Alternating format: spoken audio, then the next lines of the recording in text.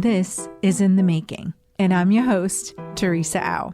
I am so excited to be bringing you this brand new podcast with intimate stories and life lessons from the front lines of the creator economy. On In the Making, you'll hear from content creators, communicators, marketers, designers, and the folks who do a little bit of everything, the slashies. So join us every 2 weeks for revealing and honest conversations where we get to find out together how these creators overcome the challenges of being small business owners and creatives at the same time. Thank you so much for being here with us. I'm so glad you're here. My guest today is photographer and creative strategist, East London native Tobi Shinobi. You might have seen his work on social media. His architectural photography on Instagram is so stunning. He's also a highly sought-after photographer for brands like Adidas, Coca-Cola, and Audi. His distinctive focus on perspective, geometry, and symmetry makes for striking images of urban structure and city skylines that feel like optical illusions. He was featured in the award-winning documentary short, I Take Photos, and his photography book, Equilibrium, came out in 2021. Now based in Chicago, Tobi is also a creative strategist at a major social media platform where he helps retailers mix commerce, community, and entertainment in short-form video. Welcome to In the Making, Tobi. Thank you so much for making the time to chat with us today. Thank you so much for having me. I appreciate it. Yeah. So let's get started with your origin story. Tell us a little bit about where you're from and how you found your first career. Yes. Born to a Nigerian father and UK-born West Indian mother. I grew up in East London, fairly strict traditional upbringing for Black parents, trying to make sure that they gave me the best future they could. I was very much interested in pursuing a career in law. And over time, I decided it just really wasn't for me. I wasn't reaching the goals and I wasn't being fulfilled in the way I wanted to be. I found myself at a point in my legal career where I was either arguing with the judge or arguing with my boss or arguing with my client or arguing with the opponents about something or other. It was just a lot of things were outside of my control. And photography came along and it was just this antithesis of everything that I was doing in law. Because I was going to ask you, law is so different from photography, completely different. How did photography come along for you in your life? My actual younger brother picked up a camera and I remember being pleasantly surprised and being like, I never really thought I could do that. I think it says something about people having exposure to certain things, but I'd previously worked in a department store and the only people I saw buying cameras was older white men, glasses, ponytail, the vests, the shorts, the vest with all the pockets, that look, that's all I saw buying. And I was like, I guess that's not my vibe, so I didn't do it, but I'm glad I did. My brother brought his camera. How old were you? My first proper camera when I realized I really wanted to do this was about, I want to say 13 years ago. Instagram had appeared on the scene around this time as well. So the Instagram started is when I started really taking photography more seriously. When you transitioned from law to photography, did it seem like a big risky jump or was it pretty smooth and a gentle slide into it? It was definitely more of column A than column B. There was a little bit of a jump and a little bit of a push. So what happened for me was I had planned on doing both and I wanted to see how I could maintain as much of the legal career and do as much of the influencer career at the same time. And so what basically happened in the UK was the type of lawyer I am, which is an employment lawyer. They changed the law. So if a person was bringing a claim against their employer, you had to pay a certain amount, which you can imagine is going to reduce the amount of claims that people would bring.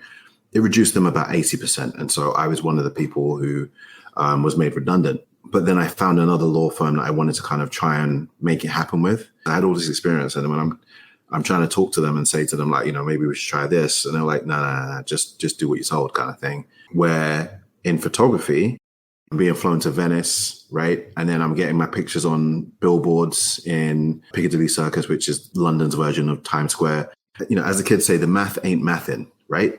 So I was just like, all right, I think I'm going to give the photography a try. And, when you go from a full-time job, steady paycheck is the most addictive drug in the world, as far as I'm concerned, right? So you go from that to having the freedom, which is exhilarating, to not know what next is going to come up, but it does fire you up in a particular way. But to answer your question, it was very, very bumpy. And initially I was very broke, like very, very broke, but I wouldn't change it for the world. Yeah, that is such a refreshing answer, and actually a little surprising, because a lot of people I've spoken to are scared out of their minds, to leave like you said, a steady paycheck, right? The drug thing. Yeah. The most addictive drug in the world is steady paycheck. Right. Yeah. So most people are so scared, right? So were there no fear at all for you when you were like broke and you didn't know where your next paycheck was coming from, even though you were experiencing such freedom and loving the things that you were doing? Fear wasn't the thing which was most pressing at the time, because I was in it. I mean, I think there's more fear of the unknown, right? I knew what I was dealing with.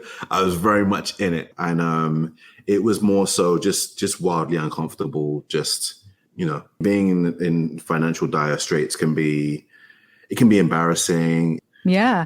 So how long did it take for you from the beginning of going full time as a freelancer or on your own to the moment where, money was coming in and you didn't have to worry about how you were going to pay rent or go out to a nice restaurant? I'm going to say 6 months. Wow. Which in some respects, some people might say is kind of slow. But in some respects, some people might say it's kind of fast. My story is not going to be someone else's story. And there was, crashing on couches at certain points because of different things and stuff. Some people are afraid to take a step back in order to go 2 steps forward, because they think, I'm going backwards. Right. Yeah. But you can't navigate through life always in a linear fashion. You're going to find a couple of dead ends and stuff. I like to say you don't take L's, you take lessons, right? Like the only L's I take are lessons. And so you may go down a particular route and you think, okay, cool, this is a dead end, but you just know that, okay, that's not the way for me. I need to just kind of back up, take another way. It's not the end of the world. It's not a failure per se.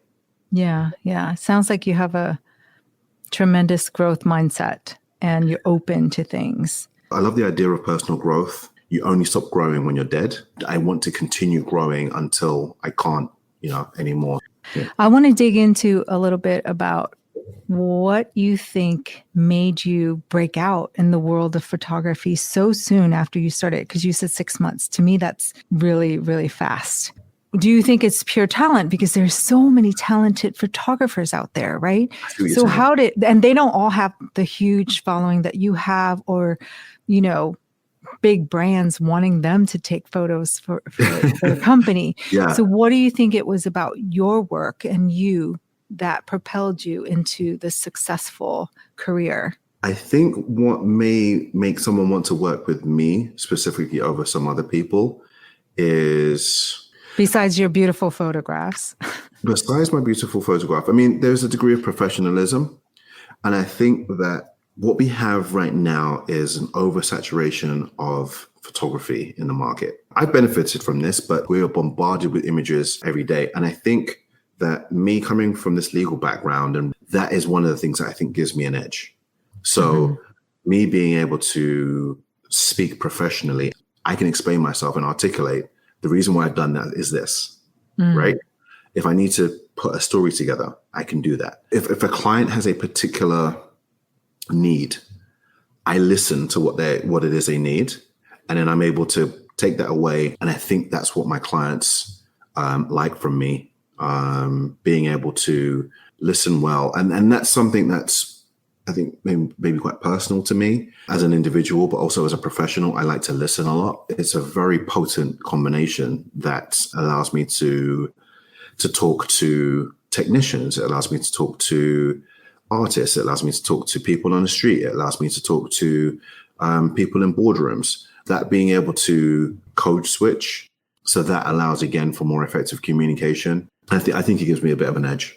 Tell me the first thing that pops into your mind when you hear this question. What do you love about taking photographs? The thing I love about taking photographs is the control. You get to capture that moment in time, and then you can edit it. My cinematographer friends say they love how photographers are able to capture a moment and storytell in that one frame. And I'd never thought about it that way before, but I love that. If I haven't gone out and shot for a while, I can feel there's something not quite right. An ex-girlfriend of mine pointed out to me one time when I was kind of feeling a bit down. She's like, why don't you go out and shoot? And I went out and I felt 10 times better afterwards. Drone photography in particular, that like almost God's eye perspective, I find it very calming. If I'm just out and I can just get that perspective and I can compose something, or just being out and exploring, I can be by myself or I can be with someone else, just going out and just kind of that creating, there's something, I don't know, but I can't describe it. It's very therapeutic. Well, and you're sharing that with the world because on your website, I'd love how your landing page says, see what I see or something like that, right? Yeah. See what I see. Yeah, it's beautiful. Thank you. Yeah. So thank you for sharing that. Yeah. I want to shift gears a little bit and ask you, what were your first thoughts when you started to hear about AI in photography? I liken the AI revolution to the Industrial Revolution. So at some point, people would have been out farming, picking apples by hand, right? And then at some point, someone has this amazing technological invention, right? This advancement. And someone is smart enough to either be the person who designs the technology, someone owns the technology, or someone at the very least learns to operate the technology. The people who were picking apples before or doing some sort of manual labor, I think they may have been purists and said, oh, but the apples are getting mangled by this mechanical contraption because it's not ready yet. Or there's going to be some people who are like, no, I prefer the hand-picked apple. Some people probably would have said the technology is an abomination, right? Mm-hmm. I think those are all the arguments that are being said now. And I pay attention to it, both in my 9-to-5 role and as a photographer. But I think ultimately, if we look at history, we know AI is here to stay. I think it's going to happen. So it's happening. It's happening, right? So you can either get on board and learn to, when life hands you lemons, make lemonade, or you can stay thirsty. I do understand why some people are fearful of it. Yeah.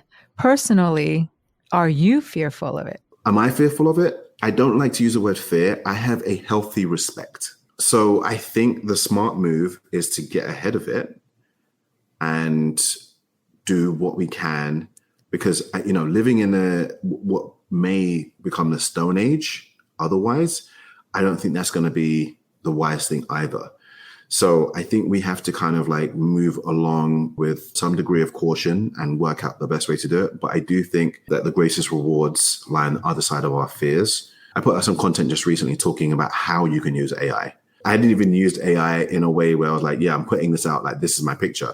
I was just letting people know, like, look, this is a potential use case. What kind of comments did you get? Oh, someone just said, unfollow, call this photography. And I'm like, I'm not saying it is photography. I'm saying you can use it to do certain things. But it's interesting because if you're using a smartphone, the computational photography in it, there's a degree of artificial intelligence. Like, it's so ingrained in little things that you may not think it's involved in. It's like in the autofocus in our cameras now. It's, when you're typing something, autocorrect has AI in it. Yes. So to say that when making images, we can't use it, that seems like, okay, cool. Well, painters probably had a similar view of photography when it came out. Yeah. Right? Again, I understand some people's reservations, but at the same time, I'm like, the horse is well and truly out of the stable right now. I think it goes back to what you said before. People are scared of the unknown, and maybe the people who commented on your post or people who are a little skeptical or fearful just don't even know what the future is like or what this could do for their work. It can enhance it and really help them and not take over jobs. Yes. Yeah. Are you going to be the person who is picking apples, or are you going to be the person who learns to operate the apple picking machine? I don't think arguing against it right now, I don't know if that's the best use of most people's time. I mean, I'm not saying I have all the answers. I just think that, it's going to be somewhat futile very, very soon, if not already. Yeah. Tell me your typical workflow as a photographer, and does AI even fit into it now? As a photographer, in terms of editing images, I think I've typically strayed away from doing massive alterations, Photoshop style edits to my work. I like to Photoshop in real life. So I'm the kind of person, if I see a scene and it's not quite the way I want it, I've spent hours removing trash cans from a bridge. And now you can do it with Gen AI. Right. So Yes. I do remember one time I was in New York and there's this bridge, I think it's in, I want to say Tribeca, and there was a bunch of trash cans, and these were heavy, heavy trash cans. And I remember moving them by myself, right? This is like maybe 1 a.m. in the morning, and I'm moving trash cans on this bridge. And I'm just like, all right, I got the shot, but like, I don't think the shot was amazing, right? Whereas I could have done that later on in post and no one would have questioned it or known the difference. I can't imagine anyone's going to come up to me and pat me on the back and say, like, that was amazing. You moved those trash cans. I know that shot. I know there's a bunch of trash cans in that shot. You moved those trash cans. You deserve extra credit for doing that. So am I more of a photographer or less of a photographer because I used AI to remove the trash cans in post? Last question on AI. What excites you about AI? The same thing that excites me is the same thing that gets people scared about it. The possibilities. Right? I went from knowing nothing about it to knowing absolutely everything about it. I stayed up till about 4 a.m. almost 3-4 nights in a row. I was that excited about it. And I'm definitely that level of excitement has died off. That was months ago. The last time I had been that excited about a creative process was when I first started photography. So we haven't talked much about your creative strategy work, your 9 to 5, because there you did another pivot, right? Going from law to not just from law to photography, but entering into this whole creative field, that of creative strategy. How is strategy different from creating as a photographer? So as a photographer, you can pretty much, it's short-term gratification, right? Strategy there's this consultative nature to it where I'm listening to people. They come to me with a particular problem, whether it's raising brand awareness, whether it's driving traffic to a particular website so they can download more of an app or get people to sign up. What's the most creative way to do that? And so when I'm picturing how the user is going to experience my work, I'm thinking, okay, cool. So I need them to download this app. And then from the app, I need them to scan this particular image in order to have the effect. What's their journey? Again, it's another form of storytelling, right? And I think that's what it comes down to. All of what we do as human beings, the way in which we remember things is all storytelling, right? Your mom will usually give you a reason as to why you shouldn't do something, or your dad will give you a reason as to why you shouldn't do something, and then usually tell you a story alongside with it. So all I'm trying to do is become a better storyteller. The most successful people, in my opinion, are the best storytellers. Exactly. All of them. All of them. Now, what do you think creators need to know about social platforms and working with brands, since you have so much experience in that area? You have to be yourselves, but understand that we are, as individuals, we are not for everyone, right? And I made sure that my brand online was very clean and clear cut. Like, I don't cuss or cuss too much anyway, but I just made sure that I knew the brands I wanted to work with were very much focused on brand safety. And for those in the crowd who don't know what brand safety is, brands will be very focused on not doing something which is going to bring any sort of controversy to them, right? So If there's pictures of you smoking certain recreational, things on your page, you may not want to do that, right? Like Nike may not want to work with you if you do that. Even, like particularly strong political views, you may want to consider. I'm not saying do or do not. I'm just saying you may want to consider the stuff that you're putting out there and seeing if it aligns with the brands. Now, if you're a person who's like, I don't want to change, that's absolutely fine. There's going to be some brands who want you for that level of authenticity, but there's going to be some brands who don't want that. And you just have to be prepared to accept the consequences of your actions. The other thing I would say about working with brands is it's cool to work with brands, but it's not the be all and end all. There's other ways to get validation. There's other ways to make money. There's other ways to make it big. Okay. Well, I know that most of 2023 is, it's almost done with, right? But I always ask my guests, what is the one word that has guided you or will guide you in 2023? Synergy is the word that keeps on coming up. Ooh, explain a little. I realize that there are certain creative endeavors and just endeavors in general that make more sense if you do it as a team. And so I'm in the process of building out a team now, working with people that I trust. So if you really want to get good, build people around you who are going to push you and be honest with you. Yeah, just finding people who are of a similar mindset to build with is going to be massively beneficial for you in the future. And so that's why synergy has got to be the word of 2023, 2024. Thank you so much for joining us today, Tobi. We'll put the links to your social channels and website in the show notes. So take a look there to keep in touch with Tobi and his work. Thank you very much. I really enjoyed my conversation with Tobi Shinobi today. I love the way he ties storytelling to everything he does, whether in a single image or a client's campaign. Here are some takeaways. 1, you might have to go backwards in order to move forward. Tobi went from practicing law to couch surfing on his way to find success in photography, but that didn't faze him. 2, creative gigs aren't just about your portfolio. It's also about professionalism. Really listen to what clients are asking for and be able to explain how your work fits their needs. 3, your value as a creator doesn't depend on the technology you use or not use. Whether you want to haul around trash cans at 1 a.m. to take a better photo or fix the trash can in post-production, that doesn't make you more or less of an artist. This is In the Making, and I'm your host, Teresa Au. I'll be back with a new guest and new inspiration from the creator economy every 2 weeks. So please take a few seconds to follow this podcast.